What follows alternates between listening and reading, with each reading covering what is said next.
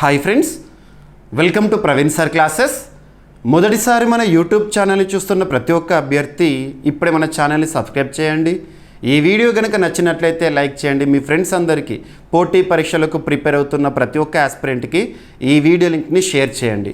ఇక ఈరోజు జూన్ 2, 2025 వార్తలు నిలిచిన జాతీయ, అంతర్జాతీయ, రాష్ట్రీయ అంశాల గురించి, వార్తలు నిలిచిన వ్యక్తులు, అవార్డులు, పుస్తకాలు, మరి క్రీడా సంబంధిత సమాచారం, ఒక్కొక్క అంశాన్ని వివరంగా తెలుసుకుందాం. అంతకంటే ముందుగా నిన్నటి డైలీ కరెంట్ అఫైర్స్ వీడియోలో అడిగిన ప్రశ్నకి వివరణతో కూడిన సమాధానాన్ని చూద్దాము. సో ఇక్కడ క్వశ్చన్ వచ్చేసి రక్షణ రంగానికి సంబంధించి ముఖ్యమైన వ్యక్తుల గురించి ఇచ్చాను. సో ఇక్కడ ప్రశ్నని చూడండి. ప్రస్తుత భారత army, navy, air force chief పదవుల్లో విధులను ఉన్నవారెవరు? సో ఇక్కడ అబ్జర్వ్ చేస్తే ఆర్మీకి సంబంధించి, సైనిక రంగానికి సంబంధించి ఆర్మీ చీఫ్గా ప్రస్తుతం ఉపేంద్ర ద్వివేది గారు విధులు నిర్వర్తిస్తున్నారు. నెక్స్ట్ వచ్చేసి ప్రస్తుత నావికాదళ చీఫ్గా దినేష్ కుమార్ త్రిపాఠి గారు విధులు నిర్వర్తిస్తున్నారు. నెక్స్ట్ వైమానిక దళానికి సంబంధించి లేదా ఎయిర్ ఫోర్స్ చీఫ్గా ఎవరు విధులు నిర్వర్తిస్తున్నారు? అమర్ప్రీత్ సింగ్ గారు. సో వీరు ముగ్గురు కాను మోస్ట్ ఇంపార్టెంట్ ప్రస్తుతం సిడిఎస్గా, చీఫ్ ఆఫ్ డిఫెన్స్ స్టాఫ్గా ఎవరు విధులు నిర్వర్తిస్తున్నారంటే అనిల్ చౌహాన్ గారు విధులు నిర్వర్తించడం జరుగుతుంది. మరి ఎందుకు ఏ కంటెక్స్ట్లో ఈ క్వశ్చన్ అడిగాను అంటే, మనం లాస్ట్ 1 వీక్ నుండి కూడా వార్తాపత్రికల్లో ఒక వార్తని చూస్తున్నాము. దేనికి సంబంధించి అంటే జూన్ 3, 2025 రోజున జరిగే ఐపీఎల్ ఫైనల్కి ఈ త్రివిధ దళాలకు సంబంధించి ఈ ఇంపార్టెంట్ పర్సన్స్ని ఇన్వైట్ చేయాలని ఐపీఎల్ యాజమాన్యం వారు భావిస్తున్నారు అని చెప్పేసి మనం వార్తని చూసాము. దానికి సంబంధించి అఫీషియల్గా ఎలాంటి అనౌన్స్మెంట్ కూడా మనం చూడలేదు ఫైనల్గా. సో పక్కన పెట్టేస్తే వార్తల్లోకి వచ్చారు. అండ్ ఇంకొకటి మోస్ట్ ఇంపార్టెంట్ ఏంటంటే ఏప్రిల్ 22 మన భారతదేశ చరిత్రలో ఒక చీకటి రోజుగా మిగిలిపోయింది, బ్లాక్ డేగా మిగిలిపోయింది. కారణం ఏంటి? జమ్మూ కాశ్మీర్లోని అనంతనాగ్ జిల్లాలో ఉన్న పహల్గామ్, అందులో ఉన్న బైసరన్ వ్యాలీ ఉంటుంది కదా, దాన్ని మినీ స్విట్జర్లాండ్ అంటాం. ఆ ప్రాంతం the most attractive tourist destination. అక్కడ బైసరన్ వ్యాలీలో టూరిస్టుల పైన ఉగ్రవాదులు జరిపిన కాల్పులు, ఆ ఉగ్ర ఘాతుకాన్ని చూసాం కదా. దానికి ప్రతిస్పందనగా భారత ప్రభుత్వము మే 7 రోజున ఆపరేషన్ సింధూర్ పేరుతో ప్రత్యేక ఆపరేషన్ని నిర్వహించి పాకిస్తాన్లో మరియు పాక్ ఆక్యుపైడ్ కాశ్మీర్లో ఉన్న ఉగ్రవాద స్థావరాలు ఏవైతే ఉంటాయో, ఉగ్రవాదులకు సంబంధించి శిక్షణ శిబిరాలు ఉంటాయి కదా, వాటన్నిటిని కూడా పేల్చేసాం. మనం బ్రాహ్మోస్ మిసైల్తో పేల్చేసాము. ఇక ఆపరేషన్ సింధూర్ అనేది కొనసాగుతూ వచ్చింది. మరి రక్షణ రంగానికి సంబంధించి కదా, సో రక్షణ రంగానికి సంబంధించి ఈ ఇంపార్టెంట్ పర్సన్స్ తరచూ వార్తల్లోకి వస్తున్నారు అప్పటి నుండి కూడా. ఓకేనా, గుర్తుపెట్టుకోండి, ఎగ్జామినేషన్లో రావచ్చు. అండ్ ఇంకొకటి, మన డైలీ కరెంట్ అఫైర్స్ వీడియోని ప్రతిరోజు కూడా చూడండి. మీరు మీ దినచర్యలో భాగంగా, సో సార్ ప్రతిరోజు క్లాస్ ఇస్తున్నాడు, నేను ఖచ్చితంగా ఆ క్లాస్లో ఇచ్చే కంటెంట్ని నేర్చుకోవాలని ఒక సంకల్పంతో ఉండండి. ఎందుకంటే రానున్న పోటీ పరీక్షల్లో కరెంట్ అఫైర్సే మనకు కీలకంగా మారనుంది. దానికి ప్రూఫ్ ఏంటంటే ఇటీవల జరిగిన చాలా పోటీ పరీక్షల్లో కరెంట్ అఫైర్స్కి చాలా ఇంపార్టెన్స్ ఇస్తున్నారు. మరి అటువంటిది కరెంట్ అఫైర్స్ పైన గ్రిప్ రావాలంటే మన దినచర్యలో భాగంగా రోజు కూడా కొత్త అంశాలను నేర్చుకుంటూ వెళ్తేనే బాగుంటుంది. అండ్ ఇంకొకటి, మన డైలీ కరెంట్ అఫైర్స్లో మీకు మరొక బెనిఫిట్ కూడా నేను ఇస్తున్నాను. ఏంటి? ప్రతిరోజు కూడా ఒక ప్రశ్న ఇస్తున్నాను, సమాధానాన్ని కామెంట్ బాక్స్లో తెలియజేయండి అని చెప్పేసి అడుగుతున్నాను.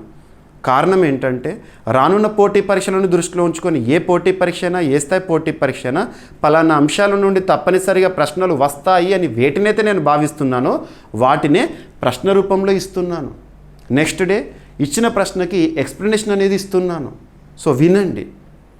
సో రానున్న పోటీ పరీక్షలో ఈ టాపిక్ నుండి కానివ్వండి, లేదా ఇదే ప్రశ్నగా కనిపించింది అనుకోండి, 100% కాన్ఫిడెన్స్తో, క్లారిటీతో సమాధానాన్ని గుర్తించగలుగుతారు.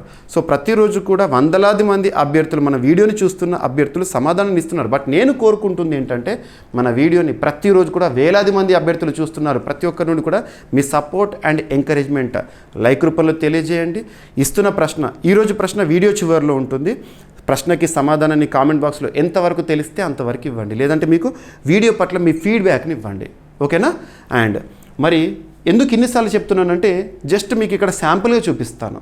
మీకు ఆల్రెడీ ఒక స్పెషల్ వీడియో కూడా ఇచ్చాను మన ప్రవీణ్ సార్ క్లాసెస్ యూట్యూబ్ ఛానల్లో. ఈరోజు మార్నింగ్ జూన్ 2 మార్నింగ్ 8 o'clock నేను ఒక స్పెషల్ వీడియో అందించాను, అది చూడండి. మన క్లాసెస్ ఎంత యూస్ఫుల్గా ఉన్నాయి, 100% మీకు ఎలా యూజ్ అయ్యాయి అని చెప్పేసి నిన్న జరిగిన ఏపీ పీసీ మెయిన్స్ ఎగ్జామినేషన్లో మన క్వశ్చన్స్ ఎలా రిఫ్లెక్ట్ అయ్యాయి విత్ ప్రూఫ్స్, ఫొటోస్ చూపించాను మీకు. సో ఇక్కడ కొన్ని శాంపిల్స్. సో ఇది డైలీ కరెంట్ అఫైర్స్ సంబంధించి మన వీడియోస్లో ప్రతిరోజు కూడా మీకు ఒక క్వశ్చన్ అడుగుతున్నాను కదా, ఆ క్వశ్చన్స్కి సమాధానాలు ఇవ్వండి, ఖచ్చితంగా చూడండి అని చెప్పేసి అంటున్నాను కదా. సో ఉదాహరణకి చూడండి, రీసెంట్గా 23rd మే ఈ నెలలోనే మీరు చూడొచ్చు డైరెక్ట్గా మన యూట్యూబ్ ఛానల్లోనే. సో 23rd మే రోజున మన డైలీ కరెంట్ అఫైర్స్ వీడియోలో ఒక ప్రశ్నకి సమాధానాన్ని ఎక్స్ప్లెయిన్ చేశాను. మన డైలీ కరెంట్ అఫైర్స్ వీడియోలో ఇచ్చే ప్రశ్న ఉంటుంది కదా, సమాధానం అదేంటి, అజర్బైజాన్లోని బాకు వేదికగా కాప్ 29 సదస్సు అనేది 2024 సంవత్సరంలో జరిగిందని చెప్పాను కదా. ఈ ఎక్స్ప్లెనేషన్ ఒకసారి చూడండి, నిన్న డైరెక్ట్ పెట్టి ఇచ్చాడు. సో మన డైలీ కరెంట్ అఫైర్స్ వీడియోలో అడిగిన ప్రశ్న యాజ్ ఇట్ ఈజ్ మీరు చూడవచ్చు ఇక్కడ. ఓకేనా. ఇక నెక్స్ట్ ఒలింపిక్స్కి సంబంధించి, పారాలింపిక్స్కి సంబంధించి ఖచ్చితంగా క్వశ్చన్ వస్తుందని చెప్పాను మీకు. డైలీ కరెంట్ అఫైర్స్ వీడియోలో 13th ఏప్రిల్ రోజున ప్రశ్నకి సమాధానాన్ని ఎక్స్ప్లెయిన్ చేసే ఈ వీడియోని చూడండి, డైరెక్ట్గా మీకు కనబడుతుంది. దాదాపు 30,000 మంది, 38,000 మంది, 34,000 మంది ప్రతిరోజు కూడా మన వీడియోస్ని చూస్తున్నారు. సో చూడండి. సో 13th ఏప్రిల్ డైరెక్ట్ బిట్టిచ్చాడు ఒలింపిక్స్ సంబంధించి, ప్యారిస్ ఒలింపిక్స్ సంబంధించి. ఇక నెక్స్ట్ నోబెల్ పురస్కారాల గురించి మీకు నేను క్వశ్చన్కి ఎక్స్ప్లెనేషన్ ఎప్పుడు ఇచ్చానంటే 23rd మార్చ్ 2025 రోజున ఇచ్చాను. ఇందులో డైరెక్ట్ బిట్ అడిగాడు ఎకనామిక్స్ సంబంధించి. సో మన డైలీ కరెంట్ అఫైర్స్ వీడియోలో కరెంట్ అఫైర్స్తో పాటు డైలీ ఒక క్వశ్చన్ ఇస్తున్నాను, అవి మ్యాక్సిమం మీకు యూస్ఫుల్ అవుతాయి. డైలీ కరెంట్ అఫైర్స్ వీడియోస్లో ఇచ్చే కంటెంట్ అంతా కూడా మీకు 100% యూజ్ అవుతుంది. ఓకేనా. ఇంకా బెనిఫిట్గా క్వశ్చన్స్ కూడా ఇస్తున్నాను. సో ఇక్కడ చూడండి, మన డైలీ కరెంట్ అఫైర్స్ వీడియోలో రీసెంట్గా వరల్డ్ ప్రెస్ ఫ్రీడమ్ ఇండెక్స్ గురించి చెప్పాను. ఏదైనా ఇండెక్స్ గురించి నేర్చుకుంటున్నప్పుడు లాస్ట్ టైం ఇదే సూచిలో భారతదేశం యొక్క స్థానం ఎలా ఉంది, కంపారిటివ్ స్టడీ చేయాలని చెప్పాను. మీకు ఇక్కడ కన్ఫ్యూజ్ చేయడానికి ఒక ప్రశ్న ఇచ్చాను నిన్న. ప్రపంచ పత్రికా స్వేచ్ఛా సూచి 2024 గురించి ఇచ్చాడు. మీకు 2025 గురించి రీసెంట్గా మన డైలీ కరెంట్ అఫైర్స్ వీడియోలో చెప్పినప్పుడే లాస్ట్ ఇయర్ ఏ ర్యాంకులో ఉంది, 159 ఉంది, ఇప్పుడు ఎంత ఉంది, 151 ఉంది అని చెప్పేసి కంపారిటివ్గా చెప్పాను. సో మీకు అవన్నీ ఫాలో అవ్వండి. అండ్ నెక్స్ట్ వచ్చేసేసి ఇది మే 3rd వీడియో. అండ్ నెక్స్ట్ వచ్చేసేసి మార్చ్ 21 రోజున వరల్డ్ హ్యాపీనెస్ రిపోర్ట్ గురించి మీకు ఎక్స్ప్లెయిన్ చేశాను. డైరెక్ట్ బిట్ ఇచ్చాడు దీని నుండి. ఇక మన డైలీ కరెంట్ అఫైర్స్ వీడియోలో ఇచ్చే ఒక ప్రశ్న, ఆ ప్రశ్న యుఎన్ఎస్సికి సంబంధించి, యునైటెడ్ నేషన్స్ సెక్యూరిటీ కౌన్సిల్ గురించి ఎక్స్ప్లెయిన్ చేశాను 11th ఏప్రిల్ రోజున. ఒక్కసారి చూడండి, ఇందులో డైరెక్ట్ బిట్ మీకు అడిగాడు. ఇక మరికొన్ని. సో 18th మార్చ్ 2025 రోజున రామ్సర్ సైట్స్ పైన ఒక క్వశ్చన్ ఇచ్చేసి మీకు ఎక్స్ప్లెయిన్ చేశాను కదా, ఆ వీడియోలో చూడండి. కంప్లీట్ మీకు 4 స్టేట్మెంట్స్ ఇచ్చారు నిన్న రామ్సర్ సైట్స్ గురించి క్వశ్చన్. మీకు చాలాసార్లు చెప్పాను, ఏ పోటీ పరీక్ష అయినా, ఏ స్థాయి పోటీ పరీక్ష అయినా రామ్సర్ సైట్స్ గురించి క్వశ్చన్ లేకుండా క్వశ్చన్ పేపరే ఉండదు అని చెప్పేసి ప్రతిసారి చెప్తున్నాను. సో రామ్సర్ సైట్స్ గురించి ఇది ఒక్కసారి చూడండి మన daily current affairs video 18th March రోజున. So direct bit.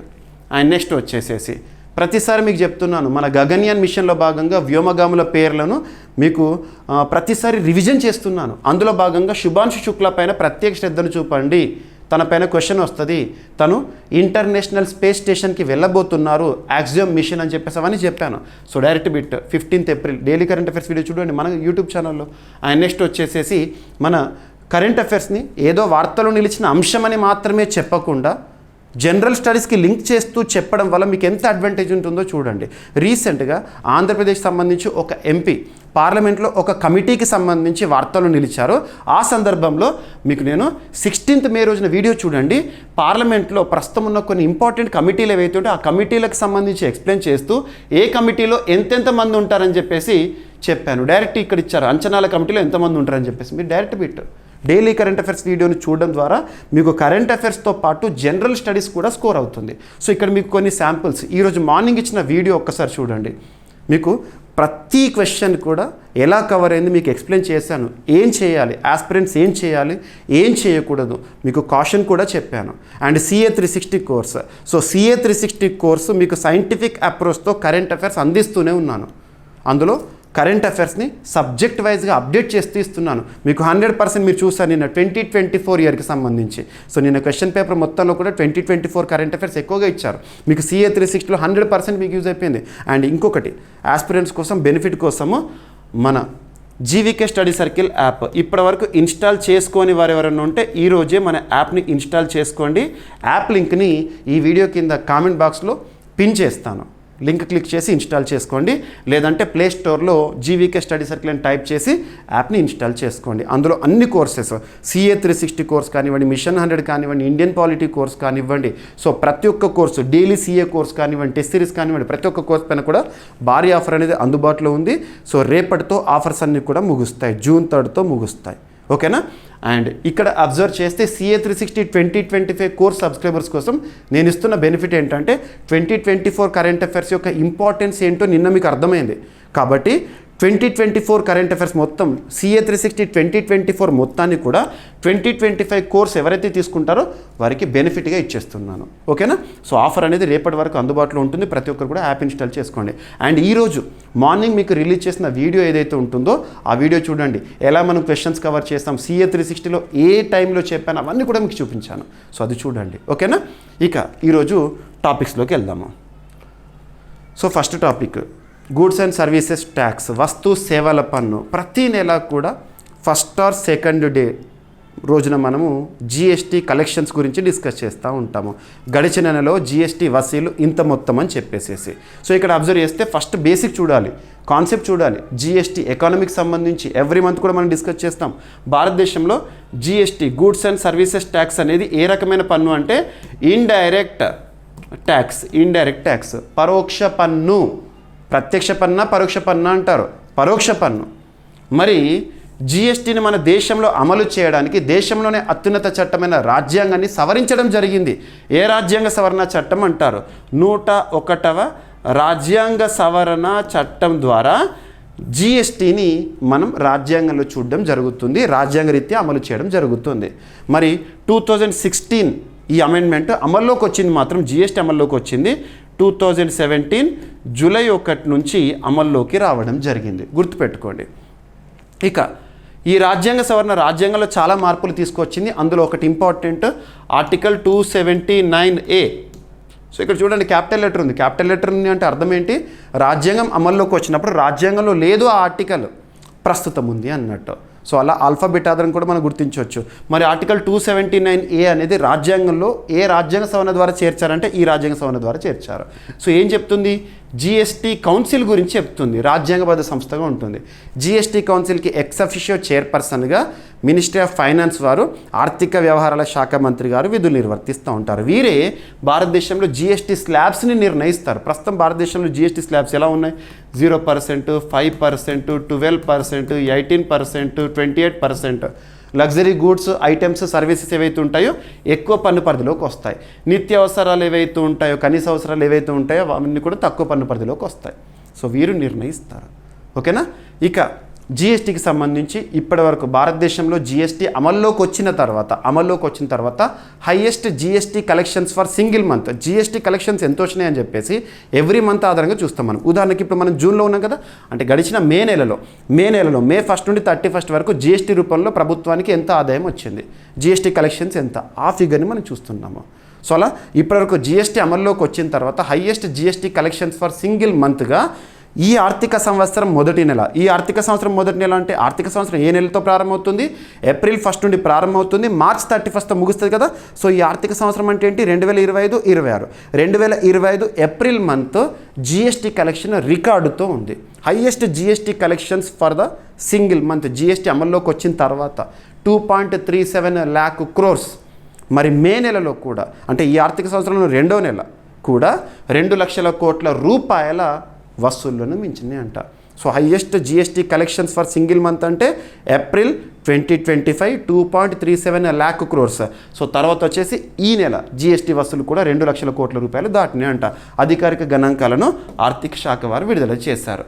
సో 2025 మే నెలలో భారతదేశంలో GST వసూళ్లు వరుసగా 2వ నెల అంటే ఆర్థిక సంవత్సరం సెకండ్ మంత్ కదా, మే, 2 లక్షల కోట్ల మార్కును అధిగమించాయి. కేంద్ర ఆర్థిక మంత్రిత్వ శాఖ గణాంకాల ప్రకారము మే మంత్లో సింగిల్ మంత్లో 2.01 lakh crores వసూలైనాయి అంట. GST రూపంలో వసూలైనాయి అంట.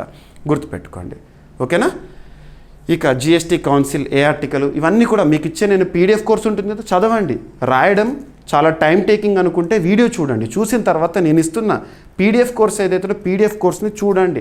మనకి ఎంతవరకు గుర్తుందో తెలుసుకోవాలని ఉంటుంది మనందరికీ కూడా. టెస్ట్ సిరీస్ రాయండి, టెస్టులను రాయండి.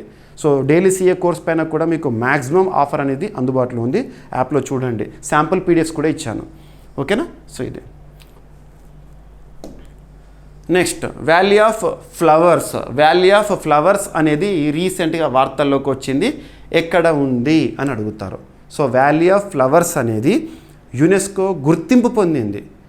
ఇక్కడ valley of flowers national park ఏ రాష్ట్రంలో ఉంది, ఎందుకు ఇటీవల వార్తల్లోకి వచ్చింది అంటారు. ఎందుకు ఇటీవల వార్తల్లోకి వచ్చిందంటే ఈ జాతీయ ఉద్యానవనాన్ని పర్యాటకుల సందర్శన కోసం ఓపెన్ చేయడం జరిగింది.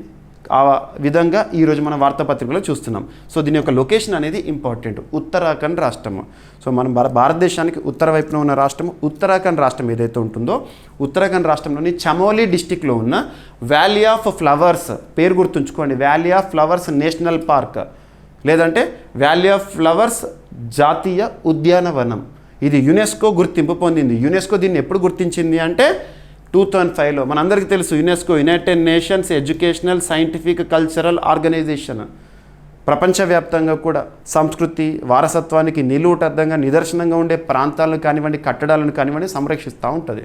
వివిధ జాబితాలను రిలీజ్ చేస్తూ ఉంటుంది. యునెస్కో వరల్డ్ హెరిటేజ్ సైట్స్ గురించి మనం చూస్తూ ఉంటాం కదా. వరల్డ్ హెరిటేజ్ సైట్స్లో యునెస్కో వరల్డ్ హెరిటేజ్ సైట్స్లో ప్రస్తుతం మన భారతదేశం నుండి 43 చోటు పొందినాయి. 43. చివరిగా చోటు పొందింది ఏంటంటే అస్సాంలోని చరాయిదియో. సో పక్కన పెట్టేయండి. మరి అలాంటి యునెస్కో వరల్డ్ హెరిటేజ్ లిస్ట్లో మన భారతదేశం నుండి 2005 సంవత్సరంలో ఈ వ్యాలీ ఆఫ్ ఫ్లవర్స్ ప్రపంచ వారసత్వ సంపదగా యునెస్కో వచ్చి గుర్తింపు పొందింది. కాబట్టి ఇంపార్టెంట్. ఇది పర్యాటకుల కోసం ఓపెన్ చేయబడుతూ వార్తల్లోకి రావడం జరిగింది. సో ఈ ఉద్యానవనము యునెస్కో ప్రపంచ వారసత్వ ప్రదేశంగా గుర్తించబడింది. వ్యాలీ ఆఫ్ ఫ్లవర్స్ ప్రత్యేకత ఏంటి అంటే హిమాలయాల అధిక ఎత్తుల్లో ఆల్పైన్ ప్రాంతం విస్తరించున్న ఈ ఉద్యానవనం అరుదైన హిమాలయ జీవవైవిధ్యం బయోడైవర్సిటీ, అందమైన పుష్పాలు, విలువైన ఔషధ మొక్కలకు ప్రసిద్ధి అంట.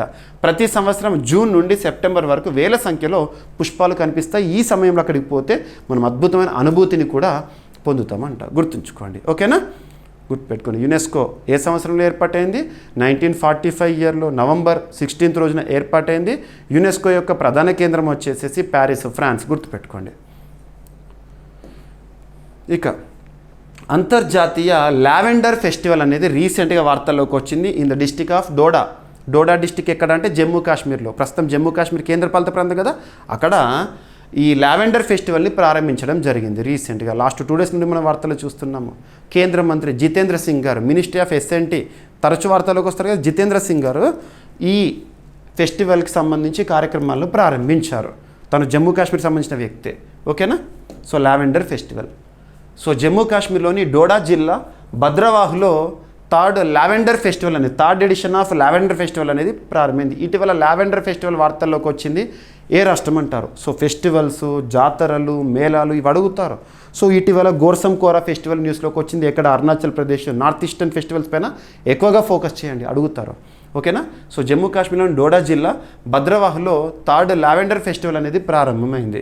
ఈ 2 రోజుల కార్యక్రమాన్ని కేంద్ర మంత్రి డాక్టర్ జితేంద్ర సింగ్ గారు ప్రారంభించారు. ఈ ఫెస్టివల్ని CSIR council of scientific and industrial research పరిధిలో ఉన్న Indian institute of integrative medicine వారు, అది జమ్మూలో ఉంది, జమ్మూ కేంద్రం పనిచేస్తుంది, ఆ సంస్థ వారు నిర్వహిస్తారు ప్రతి ఏటా కూడా లావెండర్ ఫెస్టివల్. గుర్తుంచుకోండి. ఇక లావెండర్ ఆధారిత కొత్త ఉత్పత్తులు, సాంకేతికతలను ప్రదర్శించే అగ్రి స్టార్టప్ ఎక్స్పో కూడా ఈ కార్యక్రమంలో ఏర్పాటు చేశారంట. లావెండర్ సాగు ద్వారా స్థానిక రైతులకు అదనపు ఆదాయం అందించడము, పర్పుల్ రెవల్యూషన్ ప్రోత్సహించడం ఈ ఫెస్టివల్ యొక్క ముఖ్య ఉద్దేశము. లావెండర్ అనేది సుగంధ ద్రవ్యాలు, సుగంధ పరిమళాల కోసం వినియోగించే ముఖ్యమైన పుష్పజాతి మొక్క. సో లావెండర్ ఫెస్టివల్ మొక్కలకు సంబంధించింది. ఓకేనా? సో పర్పుల్ రెవల్యూషన్ లావెండర్ ఆధారిత వ్యవసాయాన్ని ప్రోత్సహించి రైతుల ఆదాయం పెంచేందుకు భారత ప్రభుత్వం చేపట్టిన కార్యక్రమం. ఓకేనా? ఈ కేంద్రం వార్తల్లోకి వచ్చింది కాబట్టి అది ఎక్కడ ఉంది? జమ్మూ కేంద్రంగా పనిచేస్తుంది. ఎనఫ్. ఇక ఫ్రాన్స్, తరచూ వార్తలు నిలుస్తున్న దేశం ఫ్రాన్స్. సో ఫ్రాన్స్ అధ్యక్షుడిగా ప్రస్తుతం ఎమాన్యుయల్ మెక్రాన్ గారు ఉన్నారు.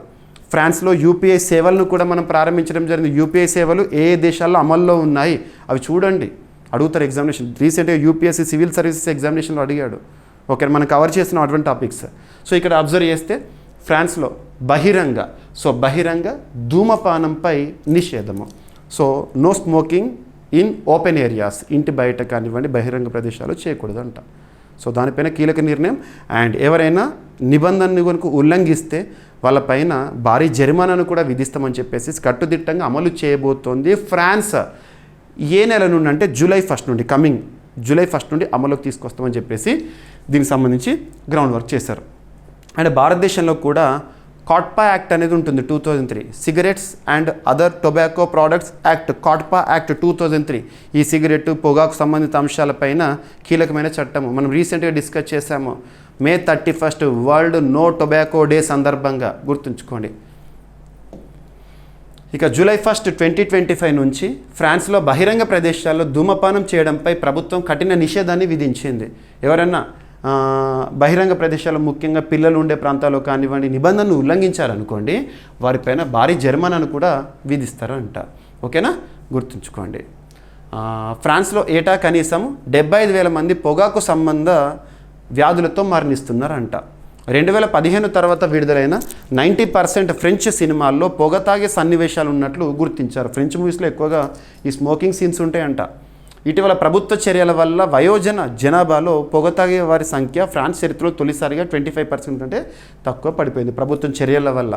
ఓకేనా, ఇప్పటికే కొన్ని దేశాల్లో ఇటువంటి బహిరంగ ప్రదేశాల్లో ఈ పార్కులు, ఓపెన్ ఏరియాస్, పిల్లలు ఉండే ప్రాంతాల్లో స్మోకింగ్ అనేది ప్రొహిబిట్ చేయబడింది. ఎక్కడెక్కడ ఉంది అంటే బ్రిటన్, స్పెయిన్, స్వీడన్ వంటి దేశాలు ఇప్పటికే ఈ నిబంధనను అమలు చేసే ఉన్నాయి.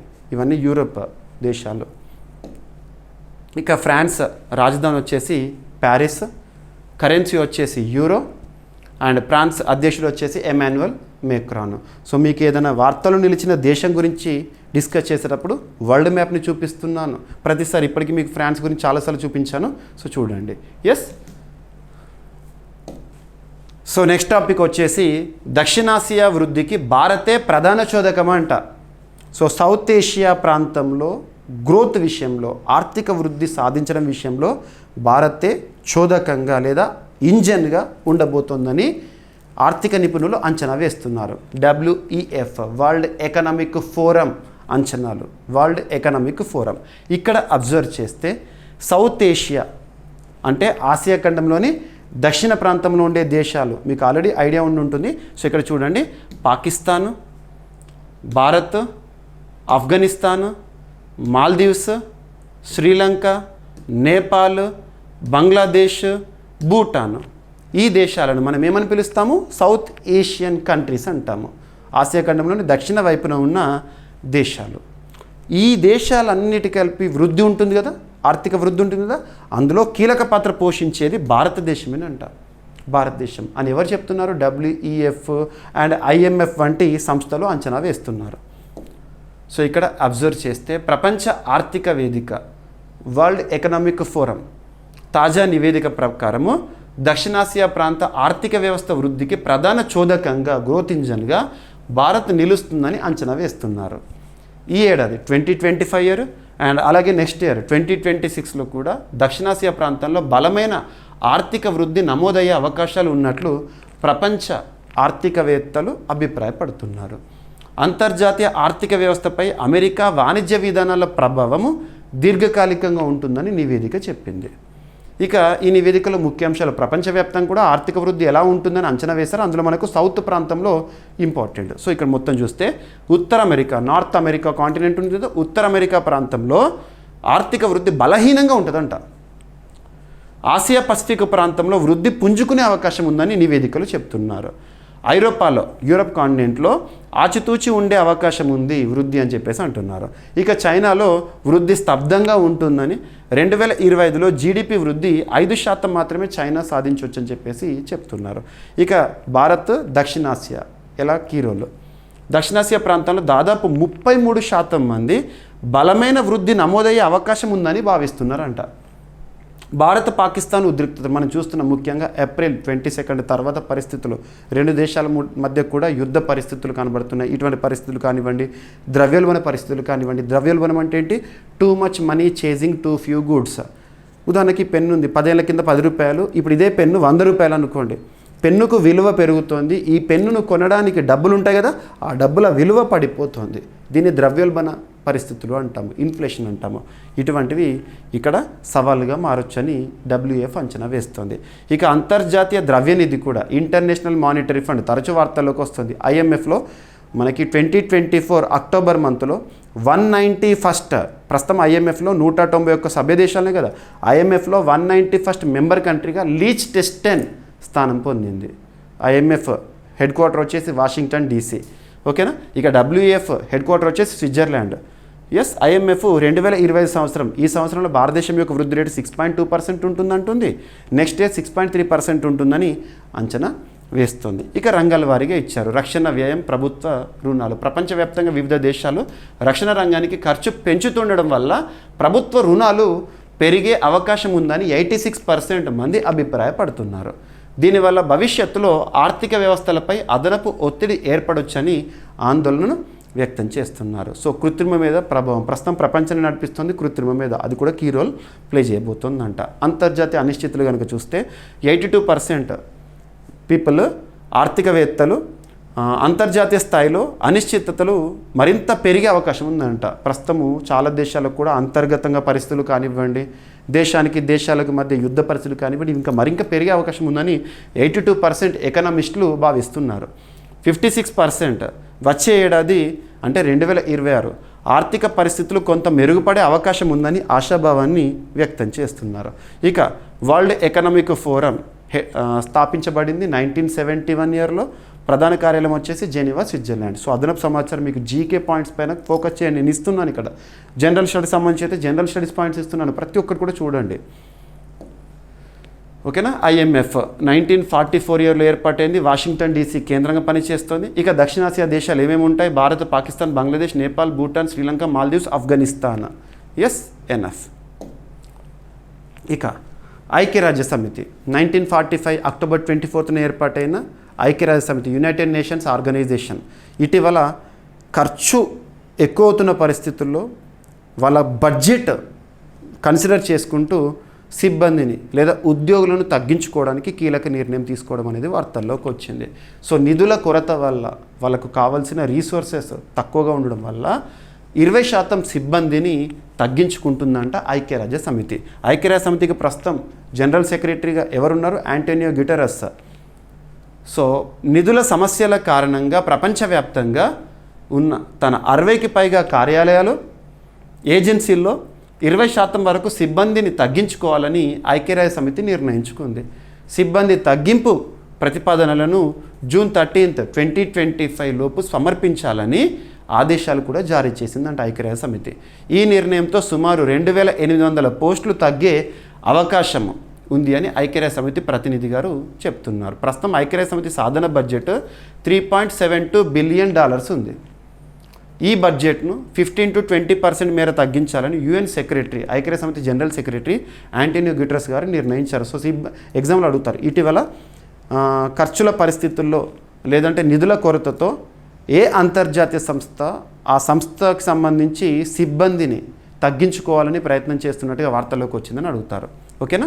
ఇక ఐక్యరాజ్య సమితి బడ్జెట్ సభ్య దేశాల సహకారం ఎలా ఉంది అంటే, సో ఐక్యరాజ్య సమితి సాధారణ బడ్జెట్లో అత్యధిక వాటా అమెరికాకు ఉంది, 22% అమెరికా వాటా. చైనా 20%. మొత్తం 193 సభ్య దేశాల్లో గత ఏడాది 2024లో 152 దేశాలు మాత్రమే పూర్తి చెల్లింపులు చేసినాయి ఐక్యరాజ్య సమితికి. అమెరికా సహా మొత్తం 41 దేశాలు ఇంకా చెల్లింపులు చేయాల్సి ఉందంట. గత 7 సంవత్సరాలుగా నిధులు క్రమంగా తగ్గిపోతున్నాయని UN పేర్కొంది. సో ఐక్యరాజ్య సమితి అనుబంధ సంస్థలపైన ప్రత్యేకంగా ఫోకస్ చేయండి. మీకు మ్యాక్సిమం చెప్తున్నాను. నిన్నటి ఎగ్జామినేషన్లో కూడా చూడండి, మీకు APPC మెయిన్స్ ఎగ్జామినేషన్లో డైరెక్ట్గా కొన్ని క్వశ్చన్స్ అడిగారు. యునైటెడ్ నేషన్స్ సెక్యూరిటీ కౌన్సిల్ తాత్కాలిక సభ్యదేశము పదవీకాలం ఎంత ఉంటుందని, అండ్ UN ఎకోసాక్లో సభ్యదేశం యొక్క పదవీకాలం ఎంత ఉంటుందని, ఇటువంటివి. ఓకేనా. సో స్థాపన ఐక్యరాజ్య సమితి ఎప్పుడు? 1945 అక్టోబర్ 24. ప్రధాన కార్యాలయం న్యూయార్క్, అమెరికా. ప్రస్తుత సభ్య దేశాలు 193. ప్రస్తుతం UN secretary general Antonio Guterres Portugal దేశానికి సంబంధించిన వారు. ఏదైనా అంతర్జాతీయ సంస్థకి సంబంధించి చీఫ్గా విధులు నిర్వర్తించే వ్యక్తి గురించి మనం నేర్చుకుంటున్నప్పుడు తను ఏ దేశానికి చెందినవారో చూడాలి. ఇటీవల మీకు చాలాసార్లు చెప్పాను, WHO చీఫ్గా ప్రస్తుతం, WHO డైరెక్టర్గా ప్రస్తుతం ఎవరు? టెడ్రస్ అదనం గారు విధులు నిర్వర్తిస్తున్నారు. తను ఏ దేశానికి చెందినవారంటే ఇథియోపియా. ఇవి చూడండి, వాటిపైన కూడా రానున్న పోటీ పరీక్షల క్వశ్చన్స్ అడుగుతారు. ఓకేనా, గుర్తుంచుకోండి. ఎనఫ్. ఇక ఇరాన్ దగ్గర భారీగా శుద్ధ యురేనియం నిల్వలు ఉన్నాయని చెప్పేసి international atomic energy agency so IAEA అంటాం. చాలాసార్లు వార్తలకు వచ్చింది. రీసెంట్గా మన భారత రక్షణ వ్యవహారాల శాఖ మంత్రి రాజ్నాథ్ సింగ్ గారు ఒక స్టేట్మెంట్ ఇచ్చారు పాకిస్తాన్ విషయంలో. పాకిస్తాన్కి సంబంధించి అటువంటి దేశం దగ్గర అణ్వాయుధాలు అవసరమా, కనీసం ఆలోచన, ఒక విజన్ లేని దేశం దగ్గర అణ్వాయుధాలు అవసరమా, ఐఏఈఏ ఒక్కసారి ఆలోచించండి అని చెప్పేసి ఆ సందర్భంలో మనం డిస్కస్ చేస్తాం మన డైలీ కరెంట్ అఫైర్స్ వీడియోలో.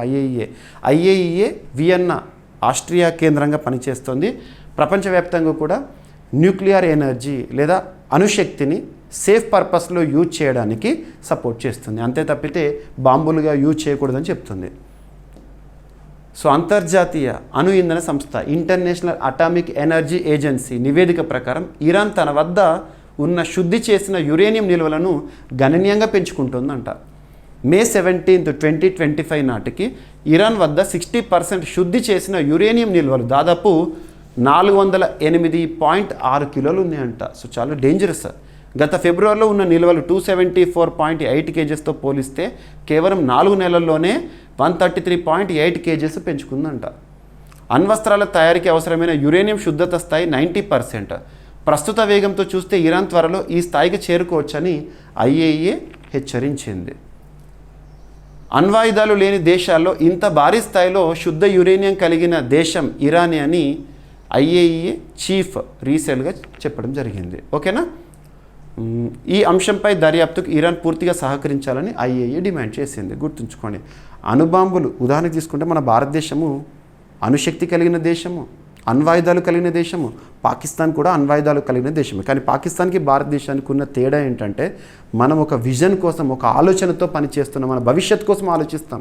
పాకిస్తాను భవిష్యత్తు గురించి కాదు, కనీసం ఒక పూట తిండి లేని పరిస్థితి వాళ్ళు. ఇంకొకటి ఏంటంటే మన దగ్గర బాంబులు ఉన్నాయి కదా, అణుబాంబులు ఉన్నాయి కదా, ఎవరిపైన పడితే వాళ్ళ మీద మనం వేయం. దానికి కూడా మనకంటూ మనం ఒక రూల్స్ రెగ్యులేషన్స్ ఉన్నాయి. మనం నో ఫస్ట్ యూజ్ అనే అంశం పైన సంతకం చేసాము. No first use, India signed on no first use అంటే ఏంటంటే మనం అణుబాంబును ఏ దేశం పైన కూడా మనం ఫస్ట్ వెయ్యం అసలు. ఒకవేళ మన పైన కనుక ఎవరైనా అణుదాడి చేశారనుకోండి వాళ్ళపైన మనం వేస్తాము. ఇది ఒక విజన్గా. అదే పాకిస్తాన్ నో ఫస్ట్ యూజ్ పైన సంతకం చేయలేదు. ఎవరి మీద పడితే వాడిపైన వేయొచ్చు అది.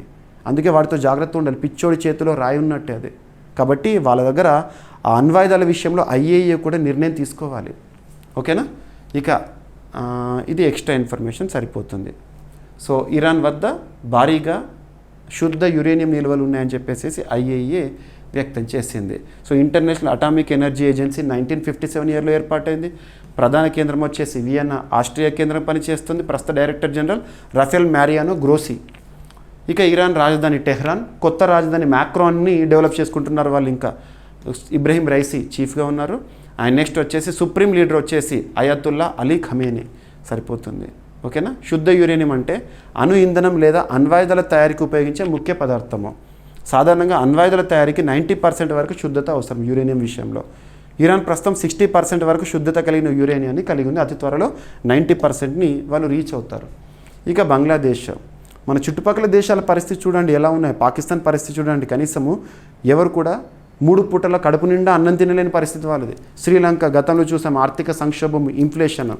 బంగ్లాదేశ్లో అంతర్గత పరిస్థితి మనం చూస్తున్నాం. ఆ దేశ ప్రధాని దేశాన్ని విడిచి వెళ్ళిపోయారు, షేక్ హసీనా అని చెప్పేసి. ఇక మయన్మార్లో ఉన్న పరిస్థితులు మనకు తెలుసు. ఆ దేశంలోని కీలక నేతలు జైల్లో ఉన్నారు. ఆంగ్ సాంగ్ సూకీ లాంటి నోబెల్ శాంతి పురస్కార గ్రహీతలకు శాంతి లేకుండా పోయింది. ఇటువంటివి ఇక చాలా దేశాలు, మన చుట్టుపక్కల దేశాలు ఏవైతే ఉంటాయో మ్యాక్సిమం, ఇక పాకిస్తాన్లో బలూచిస్తాన్ ప్రత్యేకవాదంతో ఉంది. ఇవన్నీ చూస్తున్నాము. ఓకేనా, సో ఇక బంగ్లాదేశ్ విషయానికి వస్తే, బంగ్లాదేశ్లో చారిత్రాత్మకంగా వస్తున్న కరెన్సీ, మన భారతదేశంలో కరెన్సీ నోటు ఉంటుంది కదా, 100 రూపాయల నోటు, 500 రూపాయల నోటు చూస్తాం కదా, దానిపైన మహాత్మా గాంధీ గారి ఫోటో ఉంటుంది.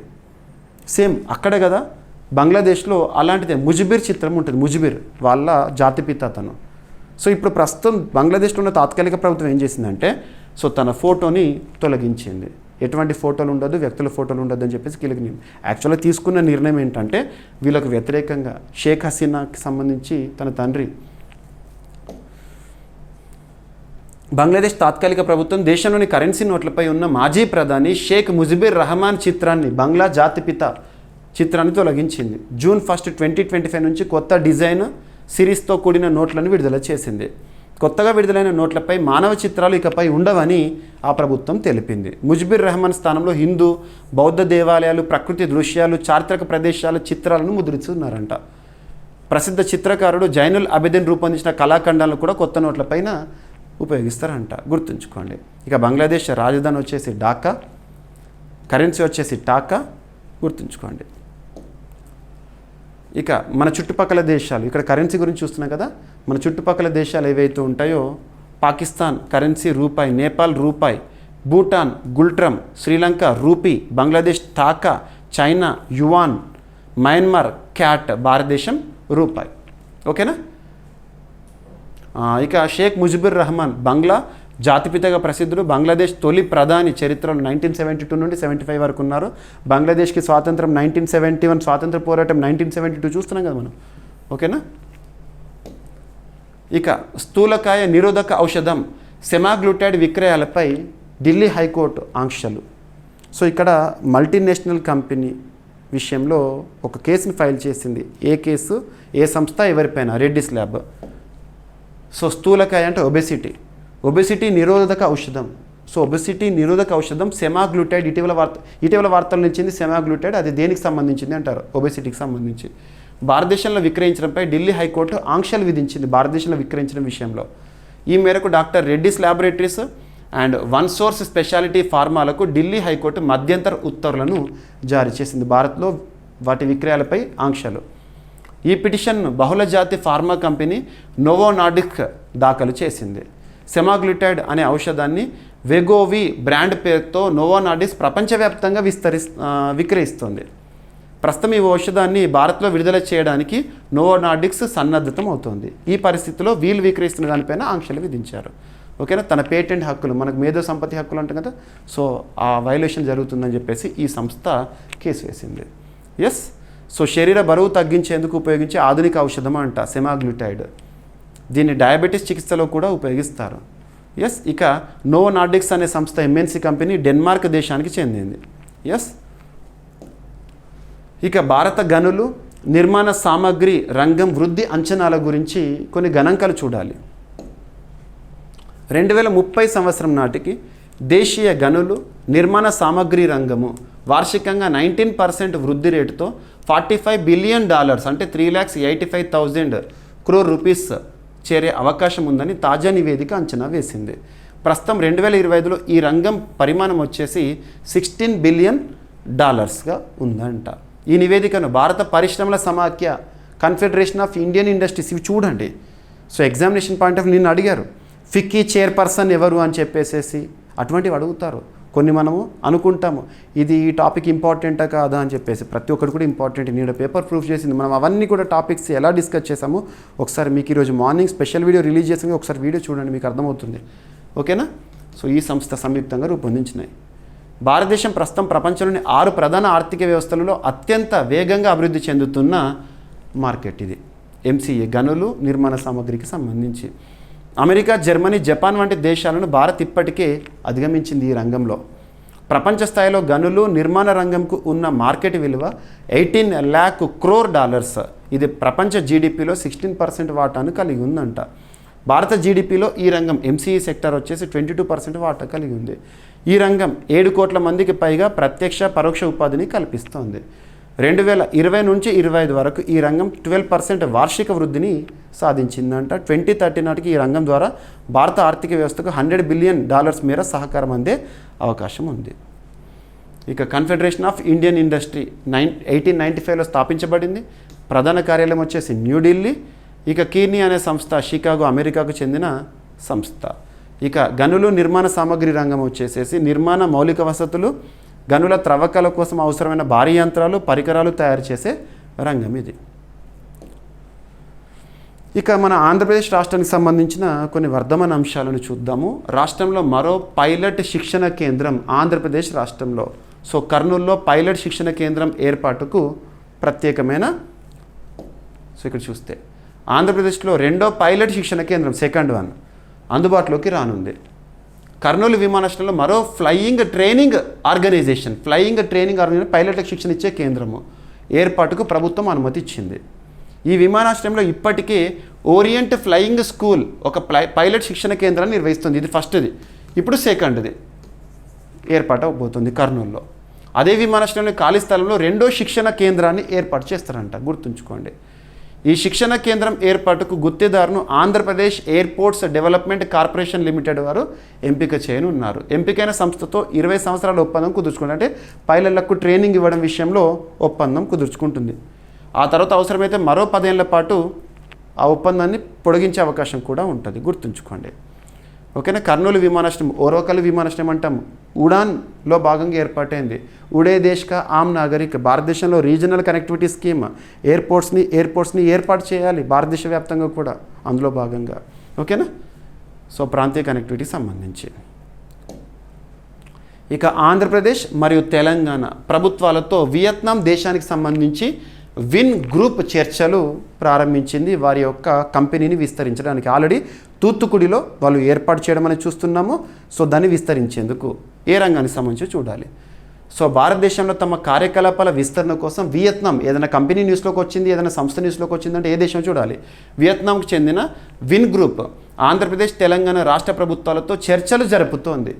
విన్ గ్రూప్కు చెందిన విద్యుత్ వాహన విభాగం ఎలక్ట్రిక్ వెహికల్ విన్ ఫాస్ట్ ఇప్పటికే తమిళనాడులోని తూత్తుకుడిలో $2 బిలియన్ అంటే 17,000 crores పెట్టుబడితో ఒక ప్లాంట్ని ఏర్పాటు చేస్తుంది. దాన్ని మన ప్రాంతాలకు కూడా విస్తరించడానికి. సో విన్వాస్ట్ సంస్థ పండుగల సీజన్ నాటికి తమ విద్యుత్ వాహనాలు భారత్లో విడుదల చేయడానికి సన్నాహాలు చేస్తుంది. విద్యుత్ వాహనాలకు సంబంధించి గుర్తుంచుకోండి, విన్ గ్రూప్ ఏ దేశం చెందింది అండ్ విద్యుత్ వాహనాలకు సంబంధించిన సంస్థ ఎక్కడ ఆల్రెడీ ఇన్వెస్ట్ చేసింది, దాన్ని ఎక్కడి వరకు విస్తరించడానికి ప్రయత్నాలు చేస్తుంది, సరిపోతుంది. Win group. So Hanoi Vietnam సంబంధించిన ఒక ఎలక్ట్రిక్ వెహికల్కి సంబంధించి కానివ్వండి, విద్యుత్ వాహనాలకు సంబంధించి కానివ్వండి రంగము. ఎస్. ఇక పర్సన్స్ ఇన్ న్యూస్ యాక్చువల్గా నిన్నటి క్లాస్లో మనం డిస్కస్ చేయాలి. సో ఇక్కడ అబ్జర్వ్ చేస్తే పులుల సంరక్షకుడు వాల్మీకి తాపర్ గారు మరణిస్తూ వార్తల్లోకి వచ్చారు. వాల్మీకి తాపర్ సో తన జీవితం అంతా కూడా పులుల సంరక్షణ కోసమే అహర్నిశలు ఆలోచించేవాడు. రణతంబోర్ టైగర్ రిజర్వ్ ఉంటుంది కదా, దాని సంరక్షణ విషయంలో కానివ్వండి. సో అలాంటి టైగర్ మ్యాన్ ఆఫ్ ఇండియా అంటారు సింపుల్గా పులుల సంరక్షకుడు. ఢిల్లీలో తన నివాసంలో మరణిస్తూ వార్తల్లోకి వచ్చారు. 1952లో జన్మించారు, 2025లో మరణిస్తూ వార్తల్లోకి వచ్చారు. సో టైగర్ రిలేటెడ్ ఇన్ఫర్మేషన్లో ఈ టాపిక్ కూడా అడిషన్ చేసుకోండి. భారతదేశంలో ప్రస్తుతం 58 టైగర్ రిజర్వ్స్ ఉన్నాయి కదా, గుర్తుపెట్టుకోండి. Madhav national park as new tiger reserve, 58th tiger reserve Madhya Pradesh. So tiger మ్యాన్గా పేరుగాంచిన ప్రముఖ వన్యప్రాణి సంరక్షకుడు రచయిత వాల్మీకి తాపర్ ఇటీవల కన్నుమూస్తూ వార్తల్లోకి వచ్చారు. ఢిల్లీలోని తన నివాసంలో మరణించారు. 1952లో జన్మించారు. జీవితం అంతా పులుల కోసమే, సంరక్షణ కోసమే పరితపించేవాడు. రాజస్థాన్లోని రణతంబోర్ జాతీయ ఉద్యానవనం అభివృద్ధికి అంకితం చేశారు తన జీవితాన్ని. 1988లో రణతంబోర్ ఫౌండేషన్ అనే స్వచ్ఛంద సంస్థను స్థాపించి వన్యప్రాణుల సంరక్షణ విధానాల అమలుకై కృషి చేశాడు. ప్రధానమంత్రి నేతృత్వంలోని జాతీయ వన్యప్రాణి బోర్డు సహా 150కి పైగా ప్రభుత్వ కమిటీలలో తను సేవలు అందించాడు. వన్యప్రాణులపై ఆయన 30కి పైగా పుస్తకాలను రచించాడు. ఓకేనా. సో ఇక భారతదేశంలో ప్రాజెక్ట్ టైగర్ 1973లో ప్రారంభం, 2023 నాటికి 50 సంవత్సరాల ప్రాజెక్ట్ టైగర్, ఇవి లింక్ చేసుకోండి. ఎస్. జాతీయ వన్యప్రాణి బోర్డుకి ఎక్స్ అఫిషియో అధ్యక్షులు ఎవరు ఉంటారంటే ప్రధానమంత్రి గారు ఉంటారు. ఇక శుభాంశు శుక్లా మరొకసారి వార్తల్లోకి వచ్చారు. సో మనం ఇప్పటికే ఈ సంవత్సరంలో దాదాపు చాలాసార్లు ఇతని గురించి డిస్కస్ చేశాము. వ్యోమగామి. సో భారతదేశం నుండి ఇంటర్నేషనల్ స్పేస్ స్టేషన్కి వెళ్ళబోతున్నాడు భారతీయుడిగా తన రికార్డ్ అని చెప్పేసేసి. సో షెడ్యూల్ అనేది న్యూస్లోకి వచ్చింది. జూన్ 8 రోజున తను అంతరిక్ష కేంద్రానికి వెళ్ళబోతున్నాడు. భారత వ్యోమగామి శుభాంశు శుక్లా యాక్సియం కంపెనీ 4వ యాక్సియం 4 అంటాం కదా, 4వ అంతరిక్ష వాణిజ్య మిషన్ అందులో భాగంగా జూన్ 8, 2025 రోదస్లోకి వెళ్ళనున్నాడు. అమెరికాలోని ఫ్లోరిడా నుంచి స్పేస్ ఎక్స్ కంపెనీకి చెందిన ఫాల్కన్ 9 రాకెట్ ద్వారా ఆయన అంతర్జాతీయ అంతరిక్ష కేంద్రానికి వెళ్తారంట. ఈ రోదసీ యాత్ర ద్వారా శుభాంశు శుక్లా అంతరిక్ష యాత్ర చేసిన రెండో రికార్డు సృష్టించబోతున్నారు. First Rakesh Sharma Soviet Union ద్వారా, ఇప్పుడు ఇతను. కానీ ఇంటర్నేషనల్ స్పేస్ స్టేషన్కి మాత్రం శుభాంశు శుక్లా మాత్రమే, గుర్తుంచుకోండి. ఇంతకుముందు 1984లో రాకేష్ శర్మ రష్యా సహకారంతో అంతరిక్ష యాత్ర చేసిన విషయం మనకు తెలిసిందే. దాదాపు 40 ఏళ్ళ తర్వాత మరో భారతీయుడు రోదస్లోకి వెళ్తుండడం ఇక్కడ ప్రాముఖ్యత. Yes. So SpaceX Elon Musk స్థాపించిన స్పేస్ సంస్థ 2002 సంవత్సరంలో వాళ్ళకి సంబంధించిన rockets Falcon 9, Falcon Heavy, Starship, ఇక అంతర్జాతీయ అంతరిక్ష కేంద్రం ఇంటర్నేషనల్ స్పేస్ స్టేషన్ 1998లో ఏర్పాటైంది.